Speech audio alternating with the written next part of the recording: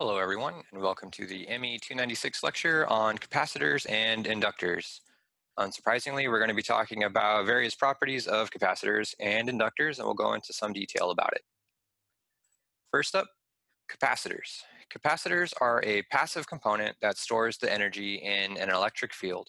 The electric field is generated by an imbalance of charge, which builds on the capacitor.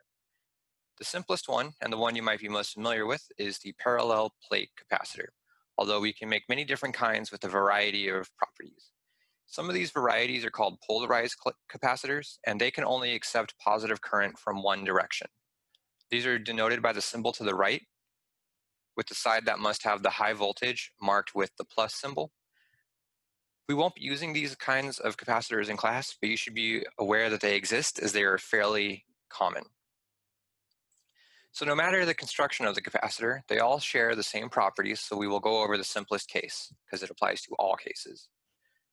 The simplest case is the parallel plate capacitor, which is made of two parallel plates of a conductive material separated by a dielectric. It is very important that the dielectric is also an insulator. And this is because if we cannot build an electric field, if we cannot hold the electrons on one side of the capacitor. In other words, if the two plates are not separated by an insulator, the electrons will be allowed to flow from one side to the other, and we cannot build an electric field that way. So to get a basic idea of how the capacitor creates the field, let's start from the time voltage is applied. When the voltage is turned on, electrons begin to flow through a circuit in a single direction. And when they get to the capacitor, they can't cross the dielectric. So they begin to build up on that first plate that they run into. Of course, some kind of current flow must flow from the second side in order to make our circuit complete. And this happens because the intrinsic electric field carried by an electron permeates the dielectric and reaches the second plate of the capacitor, and there it pushes off an electron from that second plate. Remember that like repels like in electromagnetism, so the negative electric field carried by an electron is repelled by other electrons that also carry a negative electric field. The dielectric material in between the two plates absorbs some of the energy from the electric field carried by the electron. So the electron that gets pushed off leaves with some amount of energy less than what the first electron had, which creates the voltage difference across the plate, the capacitor. And now that the second electron is gone, one plate of the capacitor has a negative charge from the electron being there, and the other plate has a positive charge from the lack of an electron. So when we have a positive charge and a negative charge, between them is an electric field, which is defined by an imbalance of charges in this case. So we haven't yet turned off the voltage. So another electron is going to arrive at that first plate, and the process is going to repeat. But now there are two electrons on the same plate.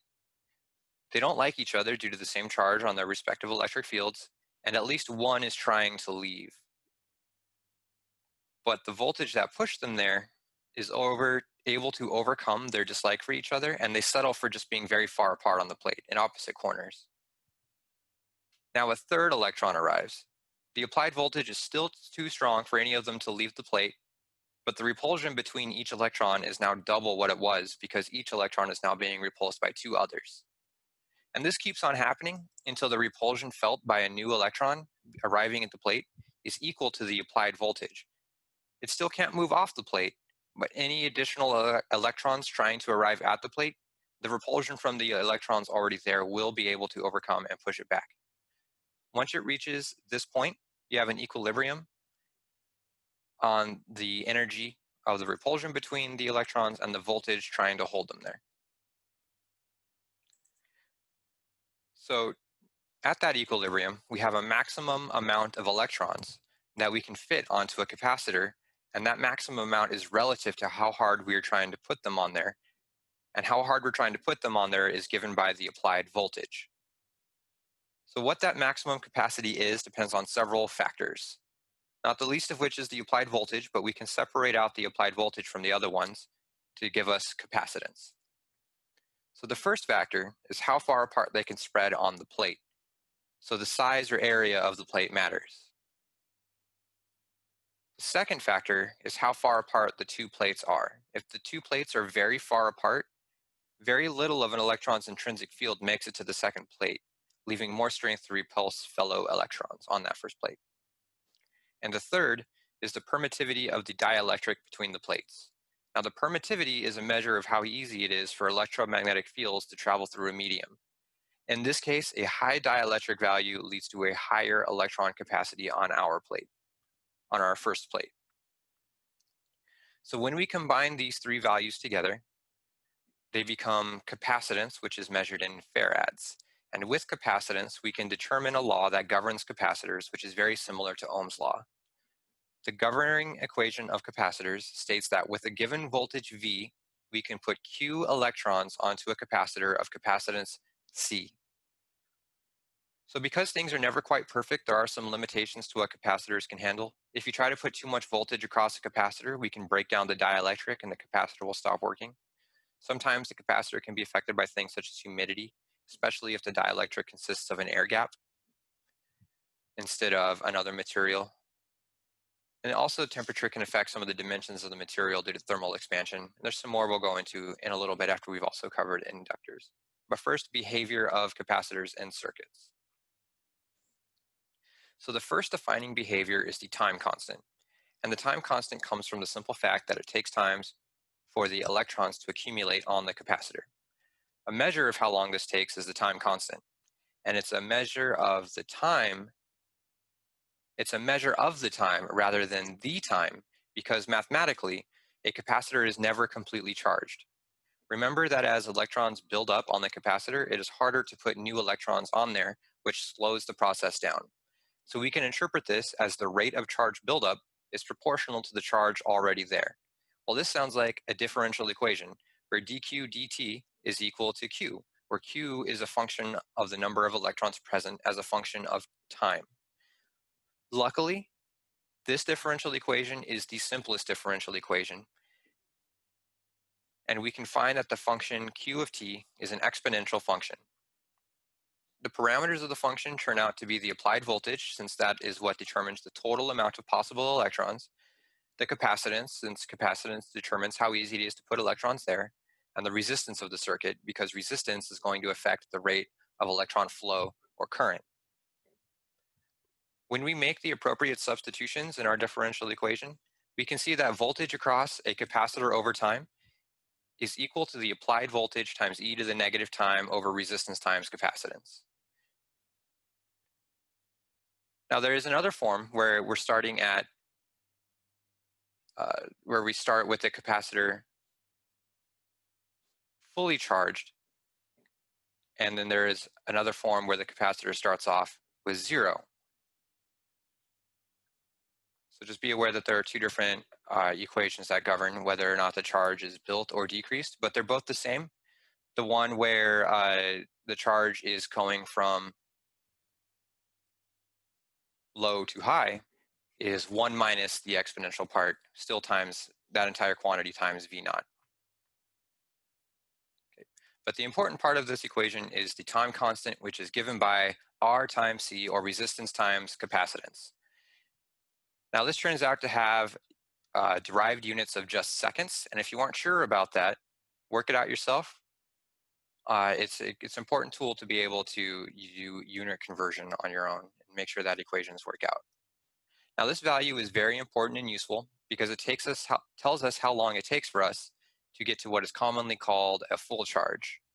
It's not the maximum charge, but a capacitor is considered fully charged at 3 time constants worth of time, which is equivalent to 95% of maximum. So if you try this out, if you take e to the negative 3, which is what you'll get if you take time to be equal to 3 times RC, or 3 times the time constant, you get about 0.95, or 95% of the maximum charge value. This value is also incredibly valuable in determining the behavior of a capacitor when subjected to alternating current. So remember that alternating current reverses direction periodically. If that time period where it reverses itself is about 3 time constants of our circuit, 95% of the voltage applied, of the peak value of the voltage, will be lost across the capacitor. But on the other hand, if the frequency of the applied voltage is significantly faster than the time constant, almost none of the energy is lost to the capacitor. Think about this intuitively. If the direction of electron flow is switching back and forth very, very quickly, there is basically no time for electrons to build on the plate, so the electric field never gets very strong, so there's almost no energy lost holding the electrons in place. So the value of the frequency that matters the most to capacitive or inductive circuits is commonly called the half power frequency. And the half power frequency is the frequency at which half of the power applied to the circuit is lost at the capacitor. And we can find this from the time constant, where the half power frequency is equal to 1 over 2 pi times the time constant, where that 2 pi comes from the angular frequency, which often comes up in trigonometric or exponential functions. So now for some more effects of half power current on a capacitor. So the voltage across a capacitor depends on the frequency of the applied voltage, right? And this dependence gives rise to something very similar to resistance, which is called reactance. And reactance is defined as a response to alternating current that acts similarly to resistance, and that voltage is lost proportionally to the reactance. To determine the reactance of a capacitor, which responds to frequency, so we're going to have to define our voltage as a function of time, and we're going to define it using a complex exponential. And this form is fully justified by Euler's formula, as well as linear superposition properties of waves, which we covered in the lecture on alternating current. So if it's easier for you to solve these kinds of problems or think in terms of sine and cosine, everything fully applies here. I just prefer complex exponentials. So if you don't like those, you can work this out on your own, and if you run into any problems, feel free to let me know. So if we rearrange the governing equation of capacitors, we arrive at the charge Q is equal to capacitance times voltage. Now if we take the time derivative of both sides, we can see that charge over time is equal to current, right? dq dt is equal to current. And we also see that the capacitance times dv dt is equal to that current.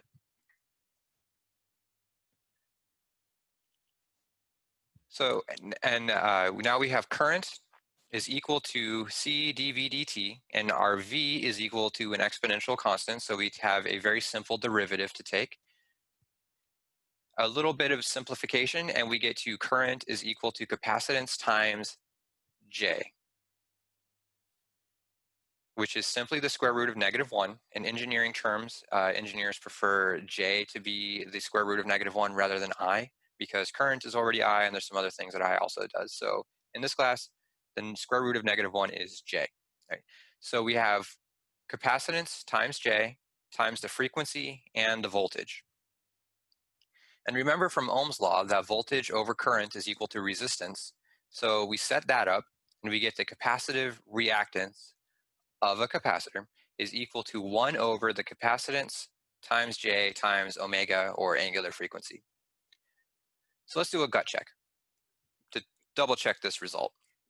The long-term result of a DC current should be 0 current over a capacitor, because after a long enough time, all possible voltage is being used to hold electrons in place. So there's nothing left to continue pushing electrons down the path of the circuit, so current stops. This is the same as infinity. So if our frequency is 0 because we have a DC current, will this reactance approach infinity? Let's see, 1 over 0, oh, that approaches infinity. It does. So this checks out with what we might expect at the extremes. Let's check the other side. What if we have an infinitely high current? That infinitely high current means that there is no time for electrons to build up on the plate, so there will be no buildup of electric field and no loss of power from the voltage holding electrons on the plate. So our reactance should approach 0. Well, 1 over infinity is basically 0. So our gut check at the extremes of frequency holds for this reactance equation that we've developed. Okay. So do you remember how there are two types of power, real and reactive? Well, capacitors generate reactive power. And we can prove this by doing almost the same thing we did for reactance, but this time we solve for voltage. We wind up with current over Cj omega, which by virtue of complex numbers is the same as negative j over c omega, because what's 1 over the square root of negative 1? But if you normalize that, it just comes out to be negative square root of 1 over 1. Okay, well, on the complex plane, such as the one we use for determining power, this is a negative 90-degree angle. And because it's purely a negative 90-degree angle, it's purely reactive power. Remember that reactive power is on the y-axis or imaginary axis, and real power is any real parts or x-axis of the power grid. So this means that we can expect also that the voltage across a capacitor is going to lag the applied current by 90 degrees when plotted over time, which makes sense also because the applied current is going to take time to build the charges on the plate. So the voltage is going to lag behind the applied current. And the voltage we're talking about is the voltage across the capacitor, not the voltage of the circuit. So as soon as you turn the voltage on around a capacitor, the electrons are going to start building up, and then the voltage lost in that electric field in between the two plates takes time to start building up. So it's behind when you turn on the voltage. All right, and one final note on capacitors before we move on to inductors is how they behave in configurations with each other. So we're going to occasionally need to place multiple capacitors in a circuit, and the interactions are just as straightforward as they are for resistors. In series, the inverse of the total capacitance is equal to the sum of the inverse of the individual capacitors, which is just like the resistors in parallel equation, except now we have capacitance. And we can think of this as adding the distances between all the plates in the capacitors together. If you put all the capacitors next to each other in series, the electric field would have a series of gaps it needs to jump across, all else being held the same. So that's going to effectively increase that distance of each gap. On the other hand, in parallel, the total capacitance is equal to the simple sum of capacitors. And this is just like adding together the area of the plates on each capacitor, because now each electron has a choice to go down to one surface area or another surface area, all else being held equal. It's just effectively increasing the surface area of the capacitor. And now on to inductors. Inductors are another passive reactive component. And instead of an electric field, this time inductors are storing energy in a magnetic field, which is created according to Ampere's law. The most basic form of an inductor is a coil of wire, which is usually wrapped around another dielectric.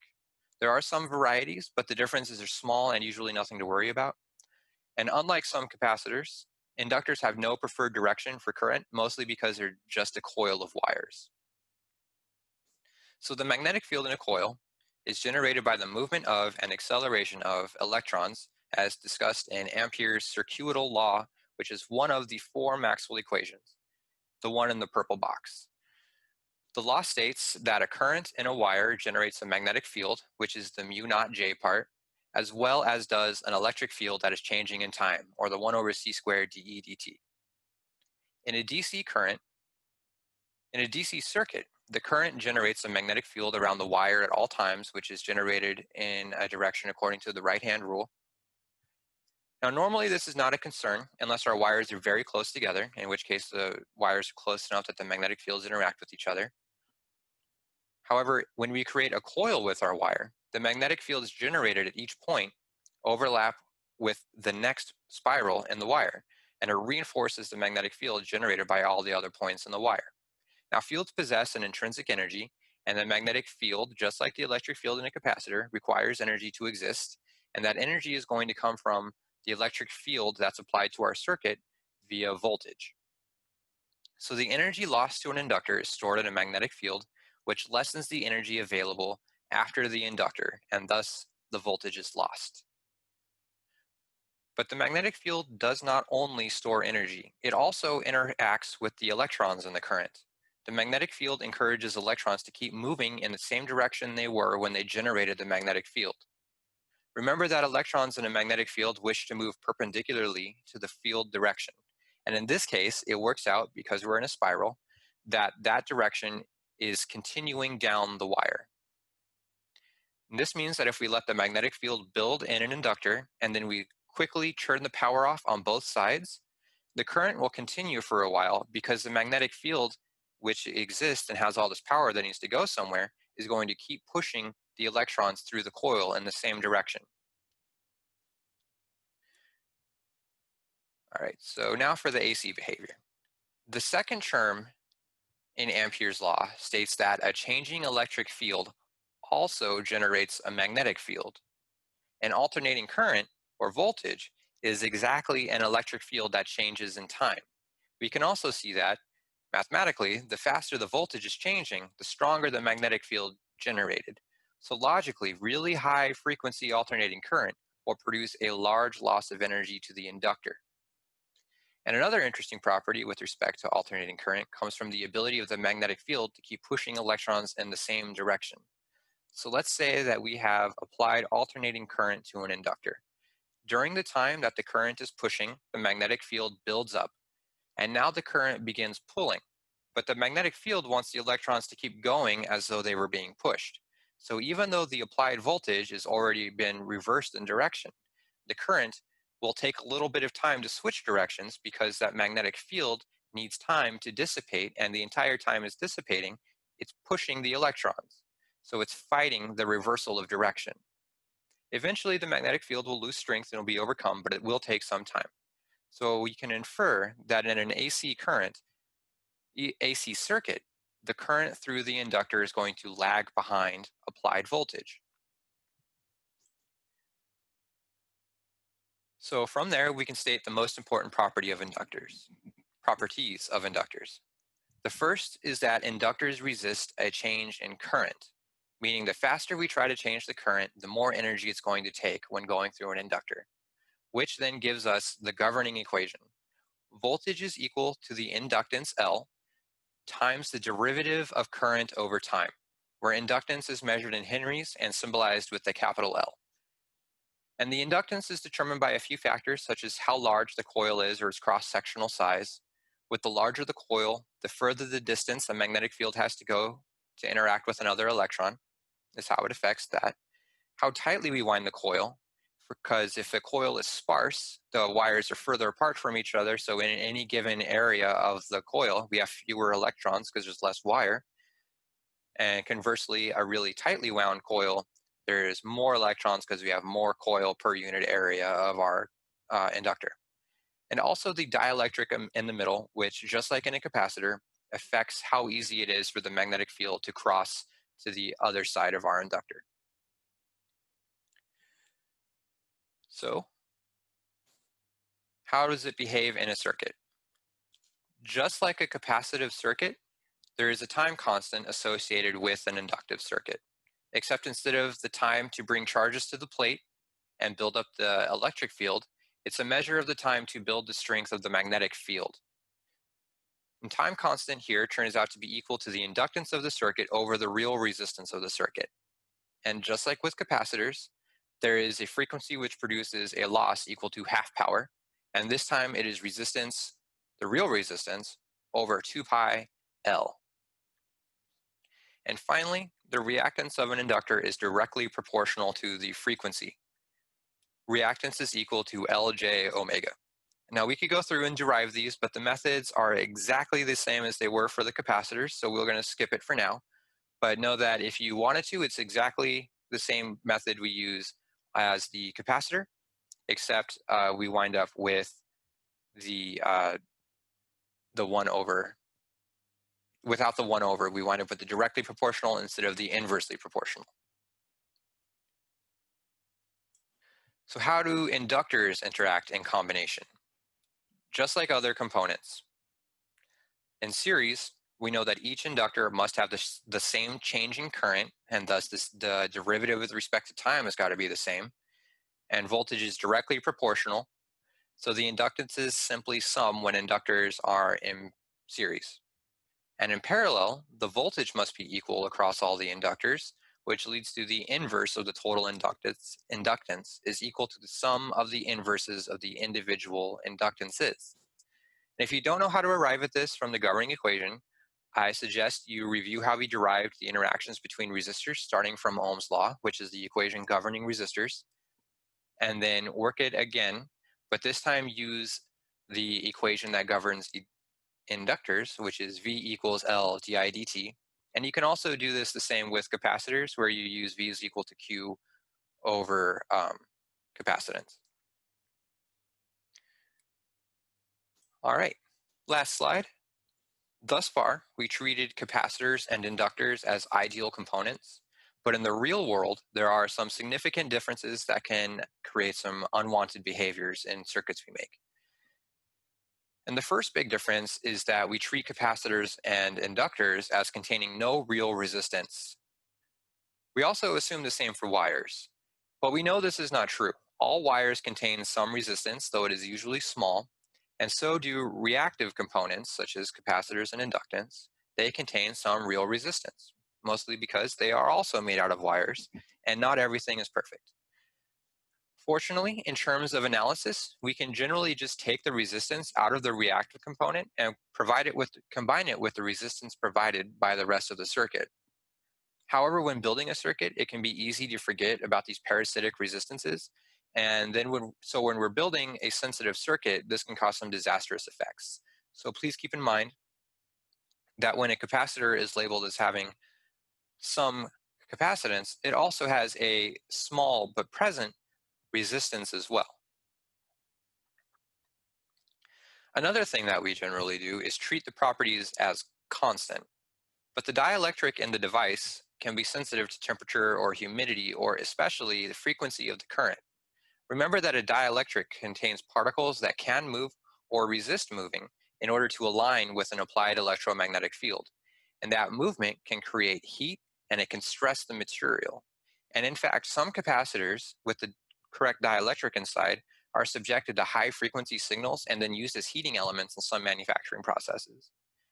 But over time, these stresses from the movement of the particles within the dielectric can cause a breakdown of the material and a change in the properties of the component, or the heat itself can melt the component. So in order to mitigate these effects, it's important to measure each component and ensure that the properties are going to fall within the range of acceptable values for your circuit's purpose. And it's also important to choose appropriate components. For example, you're not going to want to use a polarized capacitor in an AC circuit because the very first time that frequency switches direction, you're going to blow out your capacitor and then your circuit is ruined. So, as a rule, capacitors are easier to manufacture with properties that closely match the ideal version. So this means that when possible, it's usually preferable to use a capacitor over an inductor. And there are very few situations where an inductor is the only choice for a circuit. As another rule, components with a high Q factor are preferred. The Q factor of a component, not to be confused with Q, the number of coulombs in a component. Why the two are identically denoted, I will never know. But just know from context that here, the Q factor is the ratio of the reactance of our component to the resistance of the component, where a high Q factor indicates that the parasitic resistance of the component is very low compared to the reactance. With an ideal inductor or capacitor would have a Q factor of infinity because there would be no real resistance. So you may be thinking to yourself, the reactance is a function of the frequency though, so a Q factor must change depending on the frequency of the applied current. And you're mostly correct. Most Q factors are given at a specific frequency in order to be precise. And on another note, the parasitic resistance of reactive components can also change with respect to the frequency, which will nominally result in a stable Q factor. Think of the heating by the dielectric when subjected to an alternating current. The heating will also change that parasitic resistance because it's being generated by the heating itself. So we would overall, within some range of values, some range of parameters, get a stable Q factor, but it's important to keep in mind that it's generally only precise for a single frequency which is given, and then within a small range around there will be mostly accurate. All right, that is all for now. Next time I will be doing some example problems, but thanks for listening.